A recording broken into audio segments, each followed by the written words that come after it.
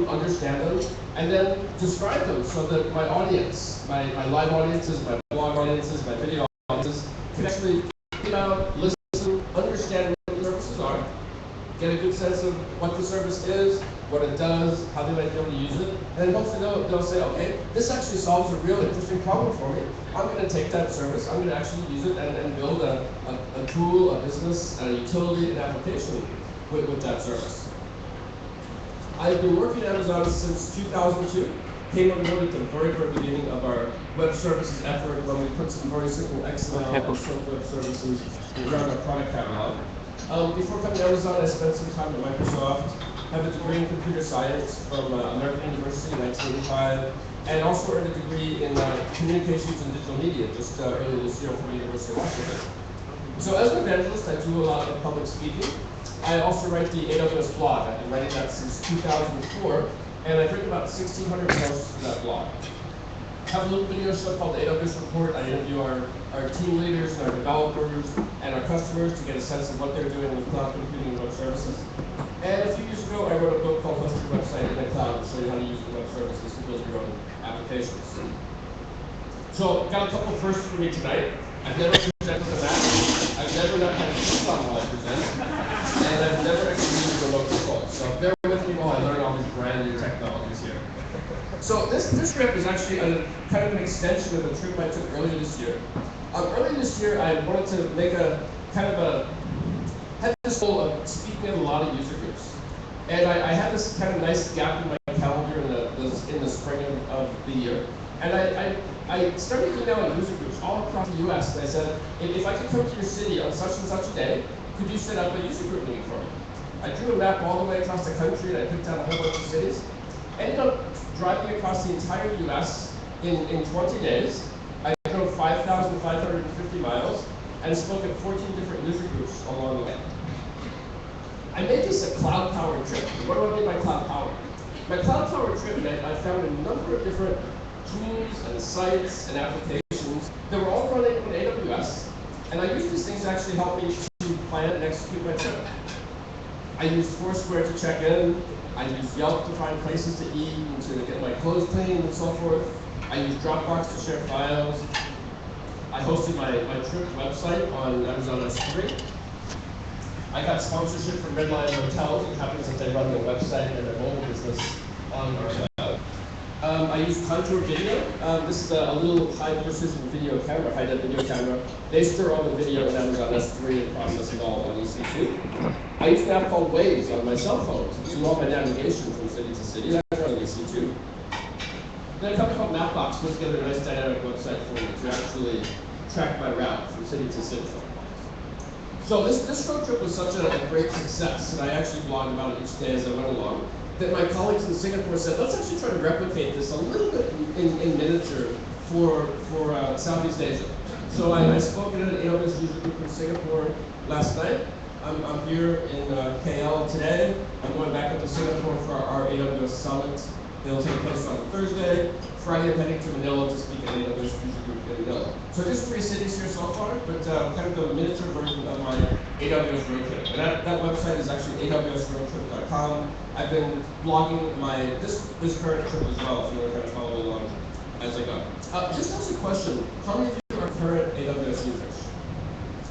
Whoa, awesome. So about well over half. How many of you kind of have an idea what AWS is about already? Want to learn some more? How many of you just kind of randomly came in here? Anybody just come for the free food? Okay, all right, that's fine. That's a perfectly valid reason to show up.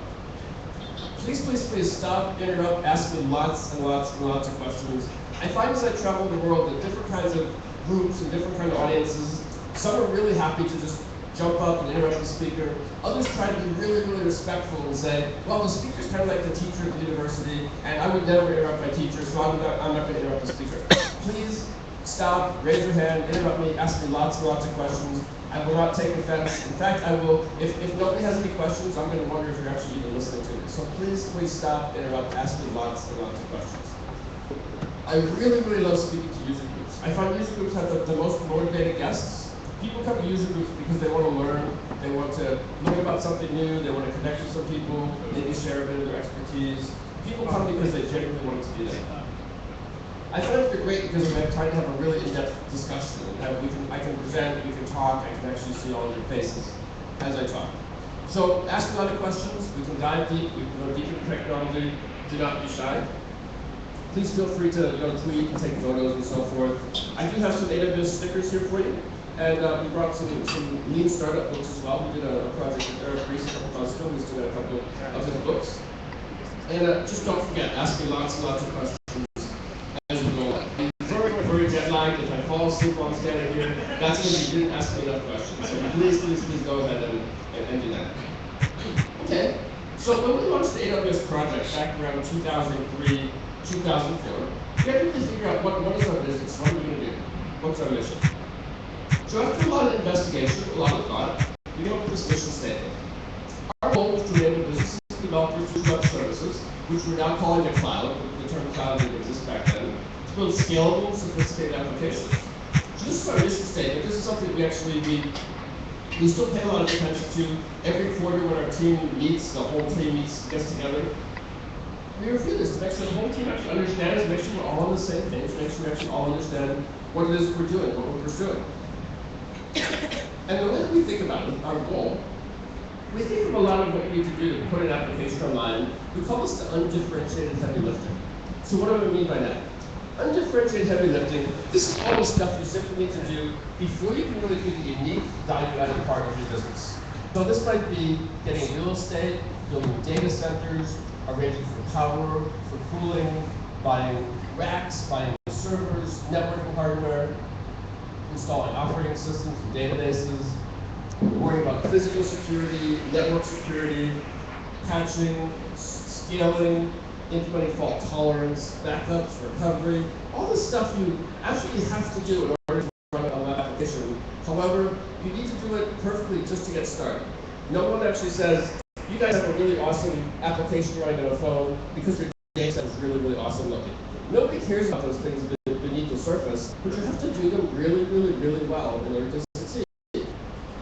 So our goal, we're going to take care of all that for you, all of that undifferentiated heavy lifting, let you really zoom in and do the parts so you can add value, work and focus on your own business. Make sense? So I still meet folks as I travel. There are some people like you guys that probably get the cloud, get a really good sense that the cloud is growing and scaling really, really quickly. There is still kind of a certain set that hear about the cloud and they kind of dismiss it. They don't fully think about, they don't realize just how much is actually happening. They still kind of categorize it as, well, this is something I can know a little bit about now, but I'll really worry about it and start implementing sometime in the future when it actually gets really big and really popular. The next couple of statistics I show you will make it really clear. It's actually really big and really popular right now. It's something that people need to pay attention to right now. So back in 2003, not too long after I joined the company, Amazon.com, our retail business, was about a $5.2 billion annual business. At that point, we had about 7,800 employees, and as you can imagine, behind the scenes, there were a whole lot of servers powering that retail website and powering that business. At this point, as we grow AWS, we add that equivalent amount of compute power every day to our AWS fleet. So we're adding enough new compute power every single day to power a brand new $5 billion retail business. That's the amount of scale that we are currently seeing as AWS grows. Another way to look at this, one of the first services we rolled out back in 2004, we rolled out a storage service called Amazon S3, and we did this in a fairly understated fashion. This is the actual blog post I wrote back in 2006, actually. So we rolled out in 2006. We didn't make a grand pronouncement. We set a pattern here that's worked out very well for us. We simply said, here's our brand new service, described it from a technical basis, gave a couple suggestions of what it was and what you could use it for, dug a little bit into the costs and the business model, and simply said, here it is, it's available now, you can start using it today. That actual tagline has proved to be very, really useful in my posts along the years. We find that instead of pre-announcing and telling people we're thinking about building something and sometime off in the future you can actually use it, our model is really, really different. The model we have, and the first time you'll hear about any new AWS service is at the point when it's available for you to use. You read about it in the blog, And at that very, very point, when you read that blog post, you can go to the site, you can sign up for that service, you can start using it, you can start making full use of the service at that very, very point in time when we actually announce it and make it available to you. Turns out that's a really good way to do things. Okay. You don't have to wait, we don't pre-announce, we don't try to get you kind of locked into a roadmap that might or might actually happen toward the future. When something is on the blog, when it's been announced, it's there right away, you can jump in, you can start using it. So how do we do that? We launched it in 2006, and very, very quickly, people actually started using it. By the end of the first year, we had almost 3 million objects there. You can see the object count very, very quickly over the first couple of years. Just a little over a year ago, we were approaching our first trillion objects. We crossed the trillion object mark, so it took us about 6 years to get the first trillion objects in S3. So somewhere around the second quarter of 2012, we finally got that first 1 trillion object store. Just another less than a year later, we've gone from 1 trillion up to 2 trillion. So we're 6 years to get to a trillion, then just 1 year to double that amount. So we're seeing, how many of you actually have data in S3 at this point? Quite a few, excellent. Anybody have more than 100,000 objects? More than a billion? More than a billion, okay. Several billion, awesome. Several million, okay, that's a good start, okay. So it's growing very quickly, and we're processing lots and lots of requests. We're currently seeing about 1.1 million requests per second for this object storage in S3. We've got hundreds of thousands of customers in 190 different countries around the world. These are just a few of the logos of those customers. Now, customers that are willing to publicly talk about their use of AWS, we have a case study program. We work with them to understand what they're doing. We write up a case study, generally a 2 or 3 page document, and we publish that document on our website. If you see any of the companies here, you recognize those logos, you're curious about how they're making use of cloud computing and AWS, you can go to our site, you can download a case study and learn more about it. And we see every conceivable use case, from Facebook applications to NASA running Mars exploration with the Mars rovers, to social media applications, to gene sequencing, to hosting different kinds of marketing websites, to financial analysis during massive amounts of parallel processing, disaster recovery, media streaming, mobile applications, and much, much, much more. This is just like the top dozen or so that I picked up off of the website. Let's talk about just a couple of these use cases, give you a sense of the kinds of things that people are doing. So NASA was a very, very early adopter of cloud computing.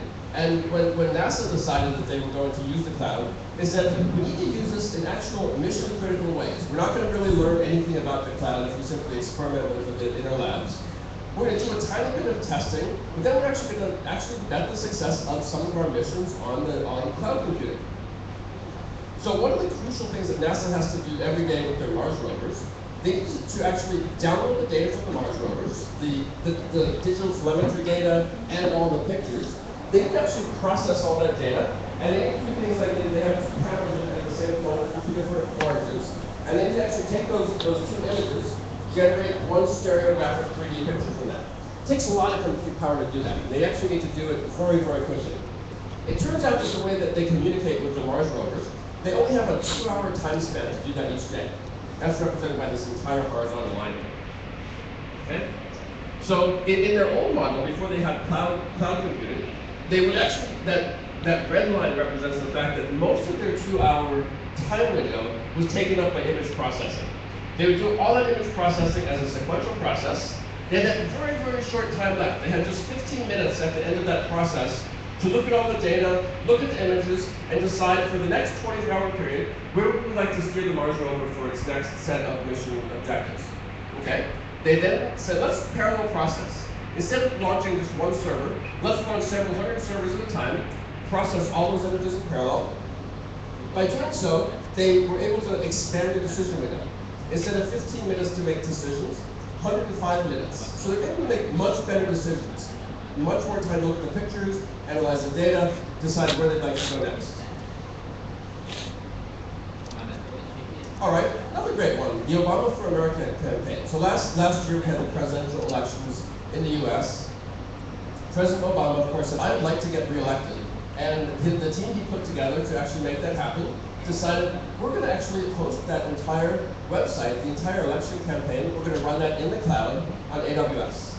They had to appeal to volunteers, to donors, and to voters. They put together a very complex, very sophisticated architecture. They use just about every AWS service in the entire catalog. It's actually very rare to find an application that rich that uses all the services in the catalog.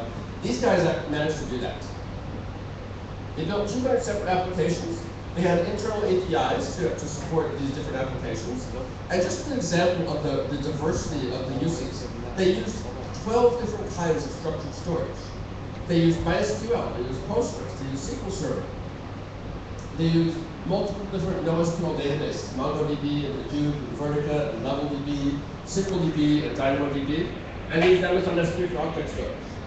A little bit later, I'll show you the detailed architecture inside of the Obama for America campaign.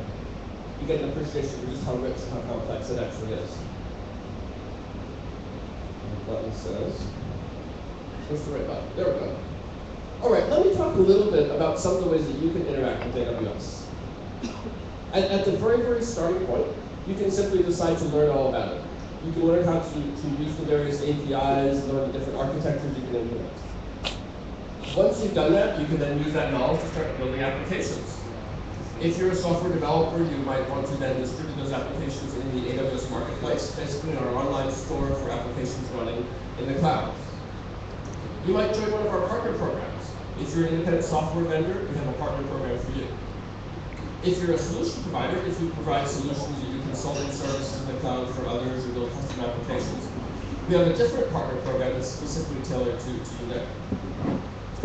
If you find yourself in the business of designing solutions with AWS for your customers, we have a certified solution architect program, and I'll tell you more about it.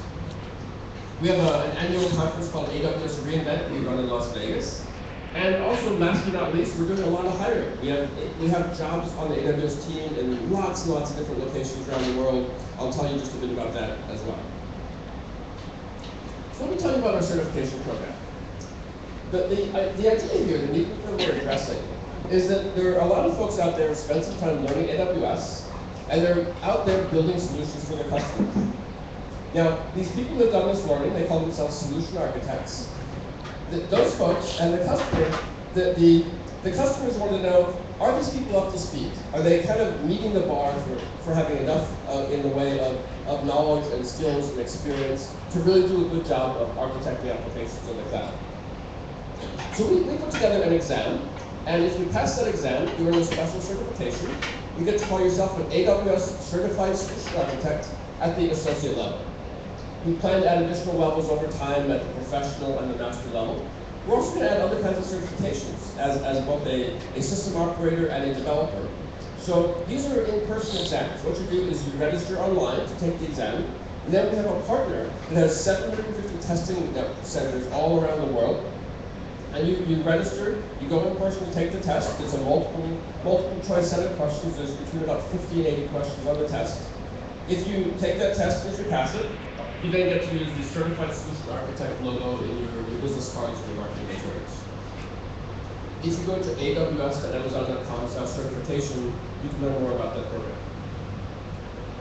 Now let me tell you a bit about our conference. So for several years, our customers have been coming to us and saying, we really want you guys to put together some kind of AWS conference. We want to meet our peers. We want to kind of meet other folks doing cool stuff in the cloud. We want to learn directly from the AWS teams. We want to learn the best practices. We want to learn about new technologies. We want to see the vendors. We'd like to get trained. So last year, for the first time in 2012, we put together our AWS reInvent conference, which we held in Las Vegas. We attracted over 6,000 people to that conference. It was a sellout. It was a really big success. We're going to be opening registration very, very soon, within the next couple of days for our 2013 conference. Coming back to Las Vegas, we're hoping to have even more talks, exhibits, more networking, more training. Definitely going to try to exceed our 6,000 attendees. Last I heard, we had 16 parallel tracks of content for you. Over 1/3 of that content is actually user-generated content coming from our user base, from our user community. And then last but not least, another opportunity you have, we're doing a lot of hiring in the AWS team. We've got all these different categories of jobs, so solution architects, to running data centers, to running networks and systems engineering, managing products, doing security, professional services, doing marketing. We'd be happy to talk to you about any of those positions. Or if you go to that address, if you go to aws.amazon.com/jobs, you can learn a lot more about the different positions that we have available for you. All right, let's start digging in on the technical side now. We have a very, very big roster of services. This is the most current list that we have. I'm not going to go into any level of detail on this complete set of services. It'll take me hours and hours and hours to simply scratch the surface on this very, very long list of services. The idea here is not for you to build one application that uses all these services. There are far too many services for you to build one app that uses all the different services. Think of this more as a menu. You're going to pick and choose very carefully for your applications. I generally advise folks that are new to AWS, try to maybe build your first app. Use one, maybe two services to get started. As you start to get into some mastery, maybe have one or two services each version of your app as you get more experience, more sophistication. Don't ever try to use one app and build one app and use all the different services. Way too much to learn, way too complicated. Pick and choose just a few.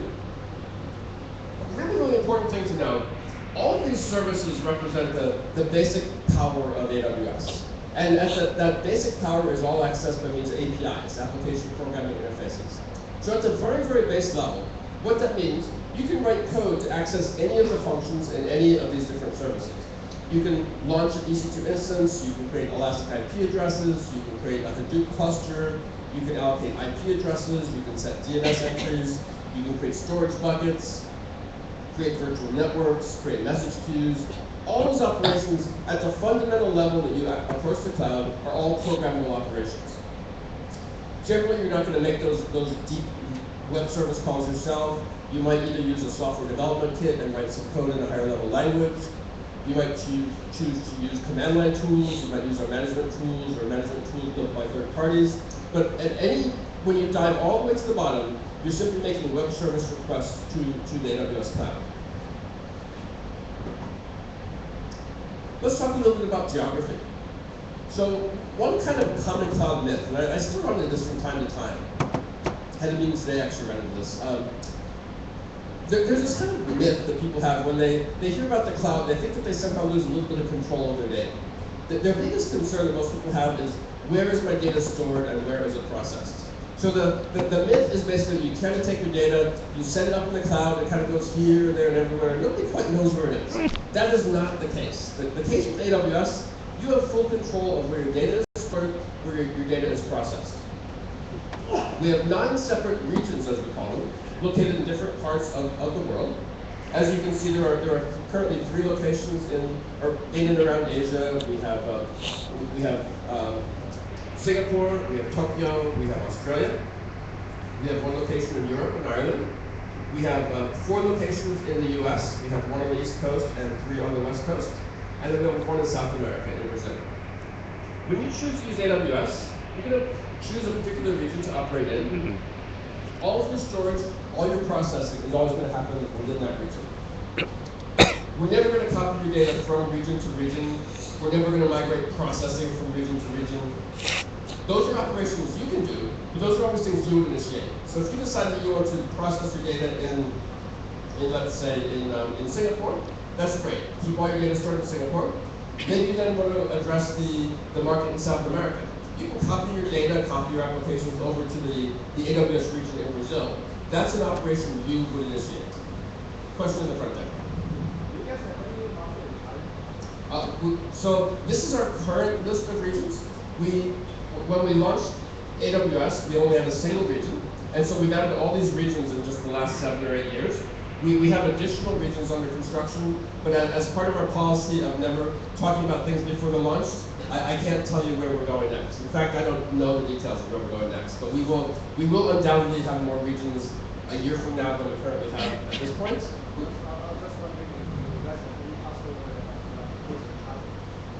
That's one of any number of different locations that we have people asking us for additional regions. So essentially everywhere I travel, and I was in China about maybe 2 months ago. And of course, in China, people were always saying, we'd love to have an AWS region in China. I was in a meeting today, they said, we'd love to have an AWS region here in KL as well. So the demand for new regions is extremely high. And we'd be happy to talk about in a few more detail about regions offline if you'd like.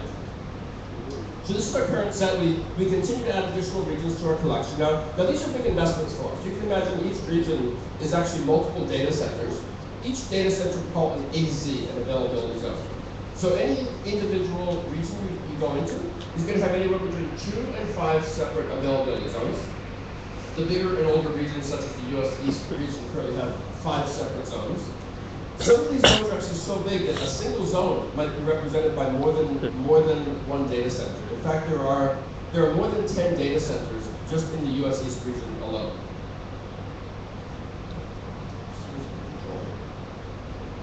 At the next level of control, so we have a certain set of services that are called edge services. The edge services benefit from being located very, very close to the actual users of the applications. The 2 edge services that we offer, we have one called CloudFront for content distribution. We have another service called Route 53 for doing DNS posting. We currently have 40 separate edge locations worldwide, and again, we add to the edge location list on a very, very regular basis.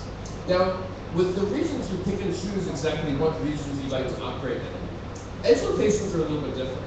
So think of these edge locations as effectively a cache. So if your customer is running your application, and when your customer needs to do a DNS lookup for one of your domain names, or if they need to access your content in a CloudFront distribution, basically your customer's request will always be routed to the closest, most low latency edge location out of this collection. If that edge location happens to have your actual content in there, it will be served directly from that edge location. If not, the edge location makes a request back to the origin, back to S3 or EC2 for CloudFront content, and that request will then be returned back to the edge location. And as that data is coming back to the edge location, it'll be cached locally and also returned to the client.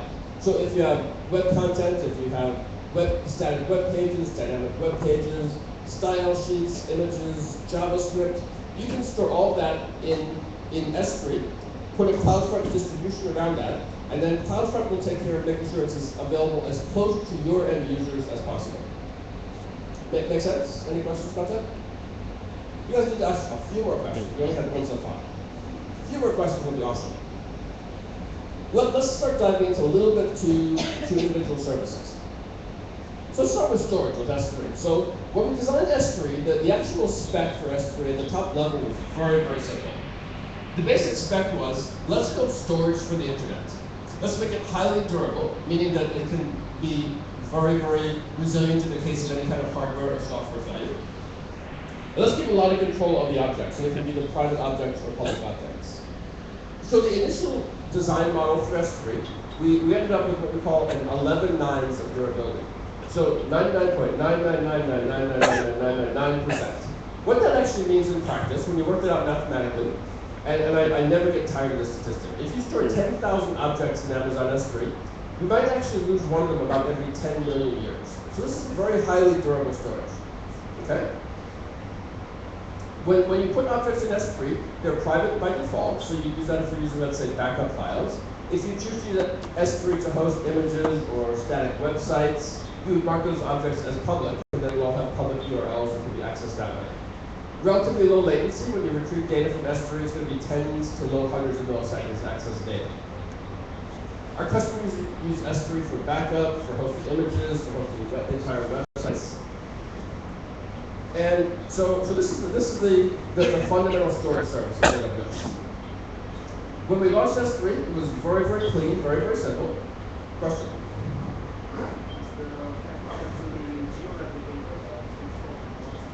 Good question. Okay, so the question was with S3, is the backup geo-replicated or not? So S3 backup is replicated within a region. So think of S3, so some services in AWS like EC2 run inside of a single zone in a region.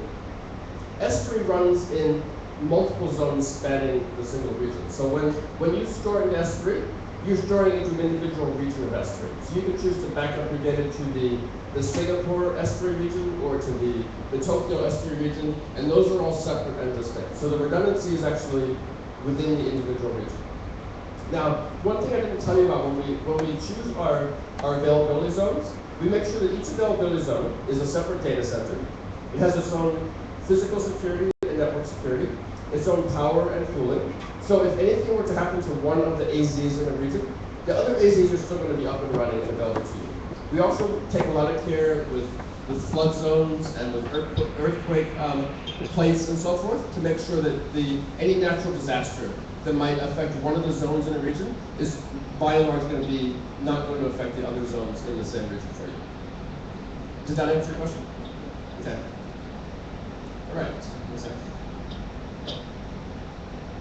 So we want to see services in a very simple way. Question there.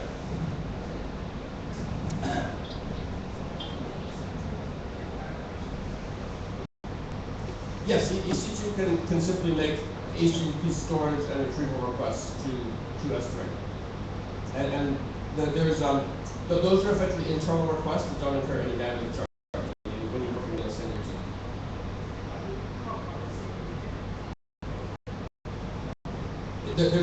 There's no cost for the data transfer between S3 and EC2 inside the same region. You can only pay for the GET request that you make to retrieve that data. And the GET request, I think, are 10,000 phone settings. So they're very low cost to GET requests. Question over there.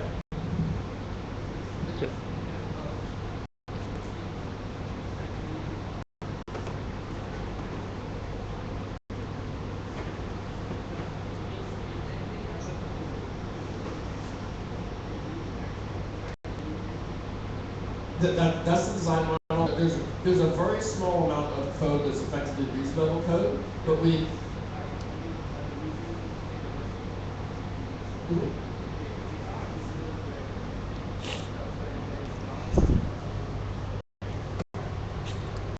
Correct.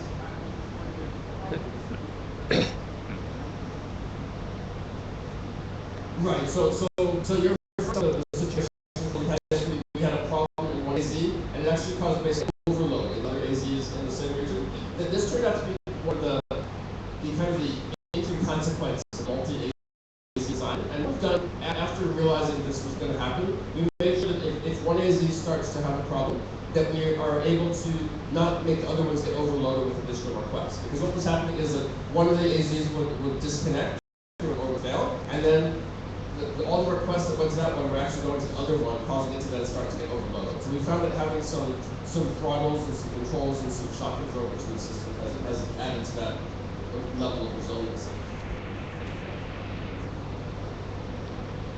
I didn't quite get that.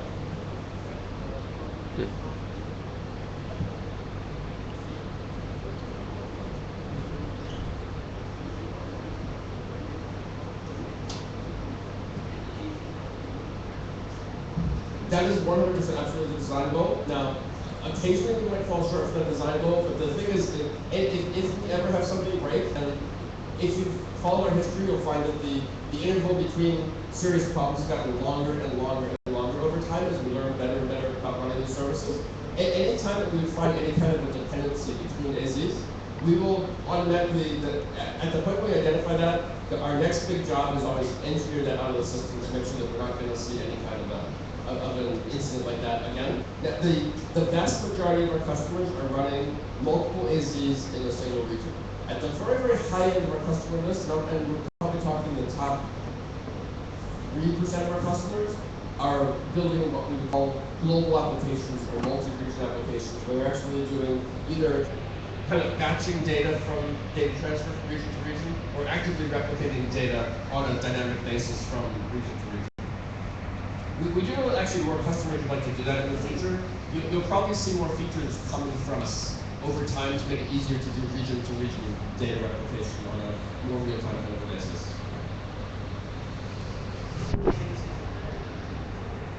I believe Singapore is currently 3 AZs. Yeah, you can always tell by going to the management console, and it'll actually show you the number of AZs per region there for you. Now, you get complete redundancy as long as you have 2 AZs in a region, and then generally what we'll do is we'll expand individual AZs until we start to run into physical constraints, like the actual capacity of the data center. And then sometimes, depending on if we get another data center physically close by or not, we'll say, let's either make a bigger AZ, or let's make another AZ. There's kind of a subtle difference there that you have to do sometimes based on the developer in your physical space. Question with that?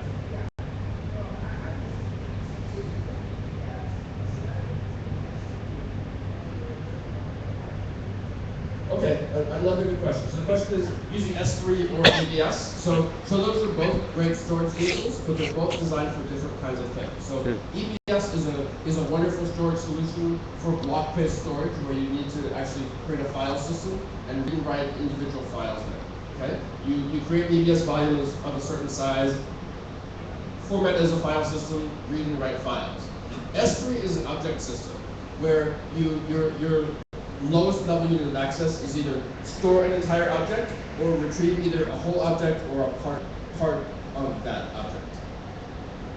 So they're really different kind of access models as well. So S3 is going to give you access. You're probably going to measure that in probably tens of milliseconds at best because you're retrieving objects. It's kind of a web speed based model. Whereas an EBS file system, you're going to get things back in probably microseconds to a millisecond at the very, very kind of high end. So EBS is going to be faster for basic kind of file storage.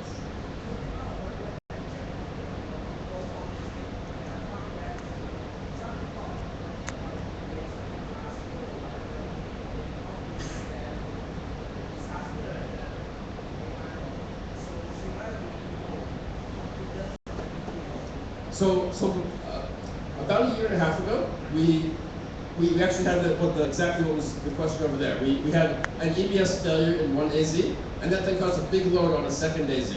And this was kind of a failure mode that we really didn't know was going to happen in practice. So after that happened, we put a lot of engineering work into making sure that we had better isolation from zone to zone in the case of EBS. We have a very, very large engineering team that's devoted to making EBS, and of course all the services, making all these services better and better and better over time. We've done a lot to improve the reliability and the durability of EBS. We've also done a lot to improve the performance. I'll talk about that in just a little bit as well.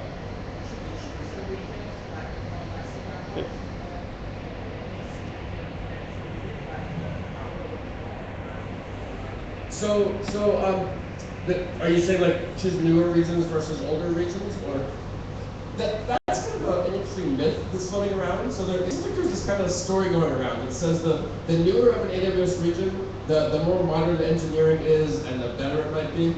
I don't actually believe that's the case.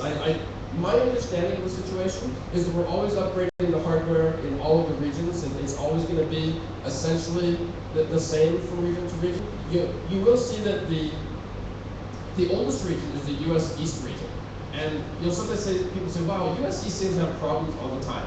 It's just as reliable as other regions. It's just a very, very, very big region because it was the first place that a lot of people started in. So US East alone is more than 10 data centers. So you can imagine, and these are not little data centers. These are world scale data centers. There's simply a lot of servers, there's a lot of things running in US East. So it's just a little bit more prominent whether there's some kind of a service issue in US East. Right. So my advice would be choose the region that's going to give the best performance to your customers. If you choose something that's local to your customers, and then balance off the performance versus the cost. So as you know, there are different costs as you go through different regions. Pick the one that's the best trade-off of this is the service level I can afford based on the performance I'd like to deliver to my customers. Does that make sense for you? Okay. All right. One more, then I'll move along. Go for it.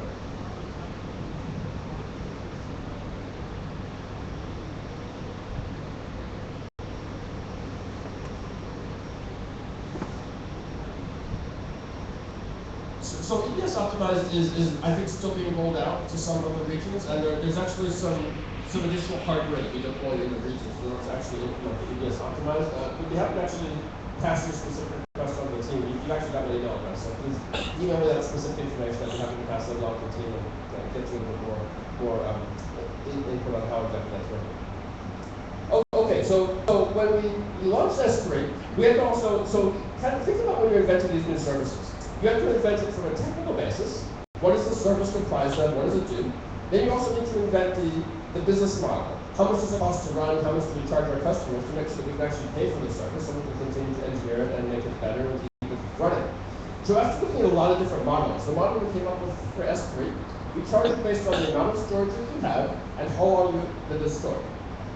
So we call this a gigabyte month model. If you store 1 gigabyte in S3 at the beginning of the month, let's say, you keep it there for an entire month, that represents consumption of 1 gigabyte month worth of storage. We'll bill you for that, and currently, if you're in the US East region, we'll charge you 9.5 cents per gigabyte month of storage. So 1 gigabyte storage for 1 month will cost you 9.5 cents. If you store either a fraction of a gigabyte, or you keep it there just for part of the month, we'll then charge you that corresponding fraction of the 9.5 cents. So you can start very, very small. In fact, one of the common things I see, people will start to do a little bit of backup, put a couple files in S3. They'll often get their first month's bill, might be for 1 cent, 2 cents, 3 cents worth of actual storage that they consume in S3. So you can start very, very small. As your storage needs increase, your bill will then increase proportionally. As you get to very, very large amounts of storage, we actually give you volume discounts, which are what we call pricing tiers for S3. So one last thing on S3. The standard model of S3 is the one that gives me 11 nines of data durability and is priced at 9.5 cents per gigabyte per month. Some of our customers came to us and said, we love the feature set of S3, but we think there's actually too much durability there. We have a certain set of data that we don't need extremely high durability. We would like you to offer something with less durability in exchange for a lower price. So we saw that request from a number of different customers. We looked at that and said, you know what, there's actually something interesting here. We came up with a model we call RRS, reduced redundancy storage. It's a little less expensive than the 9.5 cents per gigabyte per month. And we only offer 4 nines of durability, 99.99% durability. Turns out this is really good if you have files that are precious to you, but if you lose some of them, you have some way to get them back. You either have them copied somewhere else, or maybe you can simply rerun some computation, rerun some processing step, and get those files back. So if you need to store things, and if at the edge condition you lose a few of them, the reduced redundancy storage is actually an option we have to give you an even lower storage cost.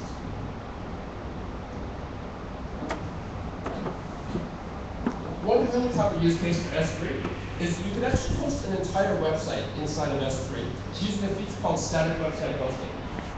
Very, very simple and very, very scalable. You create your website as static HTML. You create an S3 bucket, you upload your content to that bucket, you enable the website hosting feature, select a couple of options. You can even put in redirect rules to map if you change your URLs to different locations within the bucket. And then you get very, very scalable website hosting. So I set up an S3 hosted blog for my road trip blog, and a couple of cool features. It's very, very inexpensive. You're only paying just a few cents per month to store the content. You don't pay for the bandwidth for the downloads of the site. It's going to be very secure because there's actually no user upgraded or user run web server in the process. S3 is simply serving up static content. So I set this up for my site, and I didn't have to worry as I was traveling and staying very, very busy. I didn't have to worry about upgrading my server software. Didn't have to worry about someone trying to break into my server as I'm traveling. Didn't have to worry about scale. If my road trip suddenly became famous and was getting thousands of hits per hour, I didn't have to worry about scaling with my web server because I put it all in S3. S3 can handle all of that scale for me. So static website hosting turns out to be a great use case for S3 and a great way to get started. So we talked about S3, we talked about the fact you can store your data, you can get it back very, very quickly. But again, in kind of the same theme of listening to our customers came to us again and said, we love the durability model of S3.